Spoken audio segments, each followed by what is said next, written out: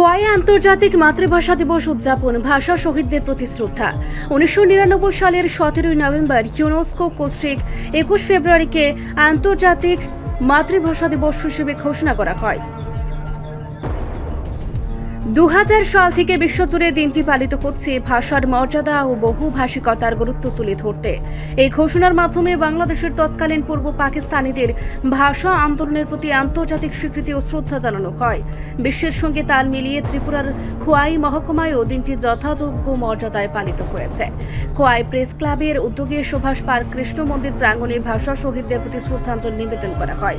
অনুষ্ঠানে একে একে পুষ্পার্ঘ্য অর্পণ করে খোয়াই প্রেস ক্লাবের সভাপতি অতনু দত্ত, সম্পাদক শুভঙ্কর দে, বরিষ্ঠ সাংবাদিক অসিত বরণ ঘোষ সহ ক্লাবের সদস্যা ও সমাজের বিভিন্ন স্তরের মানুষজন। অনুষ্ঠানে বক্তারা মাতৃভাষার সংরক্ষণ, বহুভাষিকতার সম্মান ও সাংস্কৃতিক বৈচিত্র্য রক্ষার আহ্বান জানান। সন্ধ্যায় আন্তর্জাতিক মাতৃভাষা দিবস উপলক্ষে একই প্রাঙ্গণে সাংস্কৃতিক অনুষ্ঠানের আয়োজনও করা হয়েছে, যেখানে সঙ্গীত, আবৃত্তি ও নৃত্যানুষ্ঠানের মাধ্যমে ভাষা আন্দোলনের চেতনাকে স্মরণ করা হবে।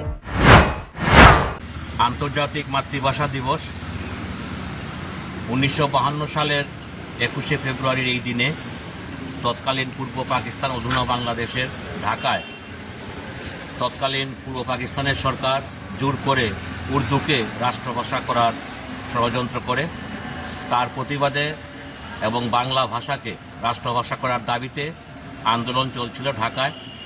সেই দিন ঢাকা বিশ্ববিদ্যালয়ের ছাত্ররা প্রতিবাদ মিছিল সংগঠিত করে এবং তৎকালীন সরকারের বর্বর আক্রমণে ঢাকা বিশ্ববিদ্যালয়ের 4 ছাত্র সালাম, রফিক, জব্বর, বরকত সহ আরও অন্যান্যরা সেদিন শহীদের মৃত্যুবরণ করেন।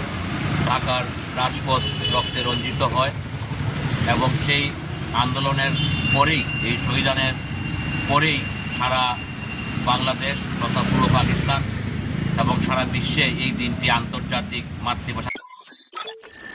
রিপোর্ট, সংবাদ প্রতীক্ষা।